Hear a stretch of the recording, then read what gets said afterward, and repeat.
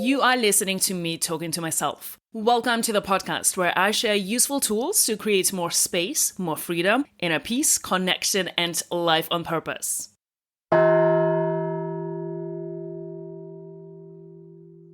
From a really young age, we've been programmed to seek approval.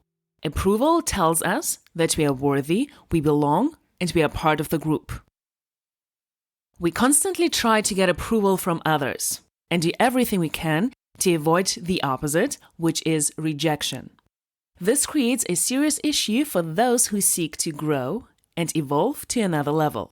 They spend a lot of time doing nothing that could get them any disapproval or rejection.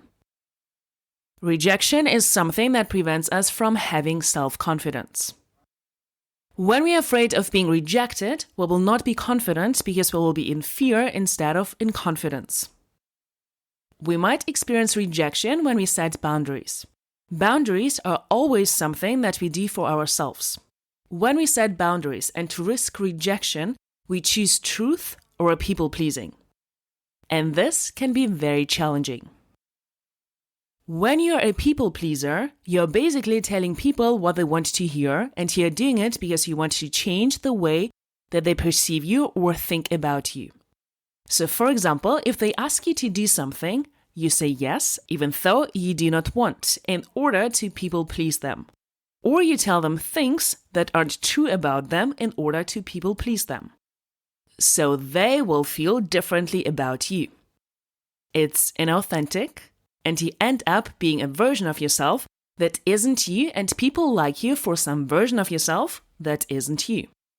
There will be people in our life that will be upset that we don't play into the role of people-pleaser, and there will be people in our life that may be upset that you don't allow them to people-please you.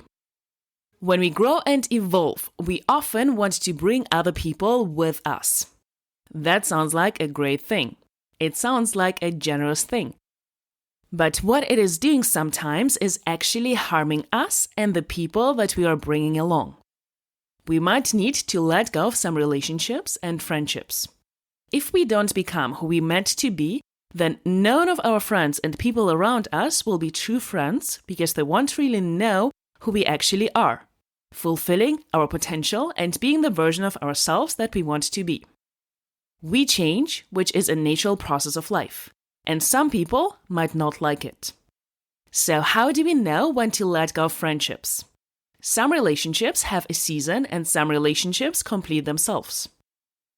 It can be a gentle changing of the relationship. It can change forms. It doesn't have to necessarily end. And a lot of times, when we grow, our values change. What we value, what we are focused on, changes too. When we grow, we also change the people that were with us in the beginning. But it also depends on if the people grow with us, and if they change along with us. Then it could be also the same people. If they are constantly growing and changing too. For many of my friends, we are constantly growing in new ways as we develop together. Sometimes when we have outgrown a relationship, it can be challenging because we don't want to leave that person behind.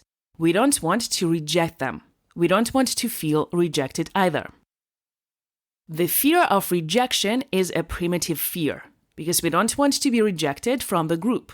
As humans, we want to be part of the community, we want to belong. We are programmed at a very young age to seek approval, and approval lets us know that we are worthy and that we aren't going to be rejected by the people that we are dependent on our survival. This goes back to people-pleasing. We don't want to stand out, we don't want to lose the approval and risk the rejection of the people that we feel dependent on. When we aren't getting approval, we spend a lot of time trying to get it. We protect ourselves by hiding and doing nothing that could get us any disapproval or rejection. Think about how much time do you spend doing nothing, rejecting yourself ahead of time so you don't have to risk being rejected in the world. This is an important question for anyone who wants to grow and evolve and create. Anytime we create something, we risk rejection. We risk losing approval. Self-confidence comes from our willingness to experience any emotion. One of the main things that we need to risk experiencing is rejection. So, how do we prevent rejection? How do we make it so that we won't get rejected? And that is a wrong question. You can be almost sure that if you step out as who you're going to be in the world, that someone will reject you. In episode 25, I was talking about apples and peaches. It doesn't matter how shiny and sweet the apple is, doesn't matter how delicious it is, there is always going to be someone who doesn't like apples. There is always going to be someone who doesn't like us. The only way of preventing that rejection is hiding and not letting anyone see us. People can't reject us when they don't see us. But as soon as we put ourselves out there, as soon as we expose our ideas, our talents, our service, our art, our contribution to the world, we can plan on people rejecting us, ignoring us, not being interested, and maybe hating it. So we have to be willing to experience that in order to have the self-confidence we need to put ourselves out there in the world. Imagine a life where you are not afraid of being rejected. What would that be like for you? What would you be doing right now that you're not doing? Some of us value approval over doing our work in the world. We are unwilling to take the risk. The sense of rejection is very subjective, and we need to define it and take responsibility for it if we want to overcome it. Think about everyone or no one. It's the way of us describing a few people who are typically nameless, and we take action or inaction trying to control and get approval from them. No one will be interested. Everyone will be disappointed. No one will pay any attention or give their approval. Rejection is often just in our own mind. It's something we create without even evaluating the facts or without even trying.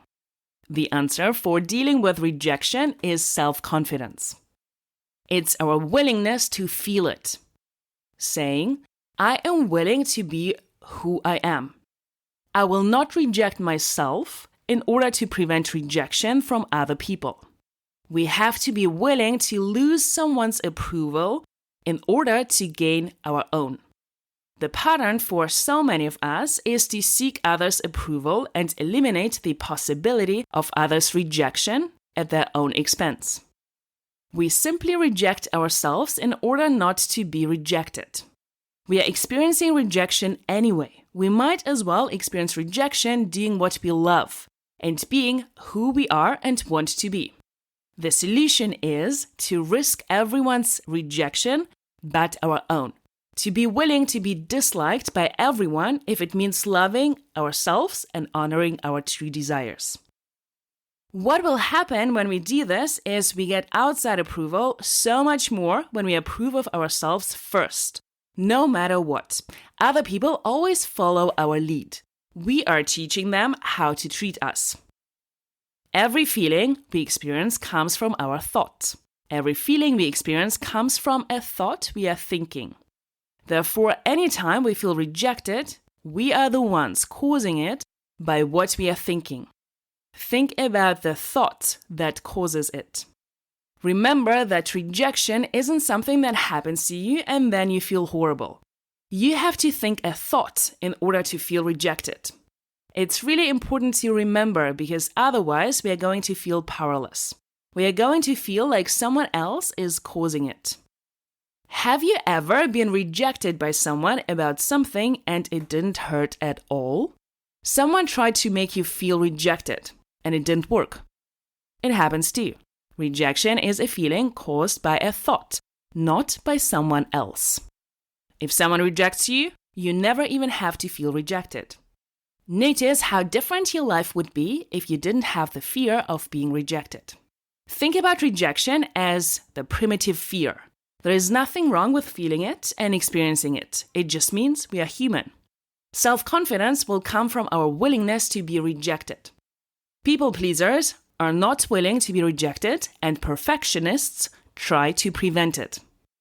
So when we try and prevent ourselves from being rejected by having it perfect and having everybody love it, when we try and prevent rejection, we prevent ourselves from putting our work out into the world at the level we could be doing it because we are so afraid. A useful thought to have is, I'm willing to be rejected. I'm willing to hear no. I'm willing to put myself out there and ask the question and ask for help and have someone say no multiple times. I'm willing to have people dislike me if it means for me to be me and show up in the way I want to show up. A lot of us don't want to be self-confident because when we are self-confident, we need to take action. When we take action, we risk rejection. Be willing to be rejected. Take that risk because if you're willing to be rejected, that is the best place to find your own approval. Because instead of rejecting yourself ahead of time, you will actually be creating the exact life you want to create. If you look at everyone who is creating amazing things in the world, putting themselves out there, being in the arena, they are risking huge public humiliation. And they do it anyway because it's worth it. Just because someone rejects you doesn't mean anything. It doesn't tell us anything about you. It tells us everything about the person rejecting you. Rejection is a feeling that you only feel when you think a thought in your mind. I'm offering multiple yoga retreats this year. Go to my retreat website, envision-retreats.com, get inspired, book your spot, and join. See you there.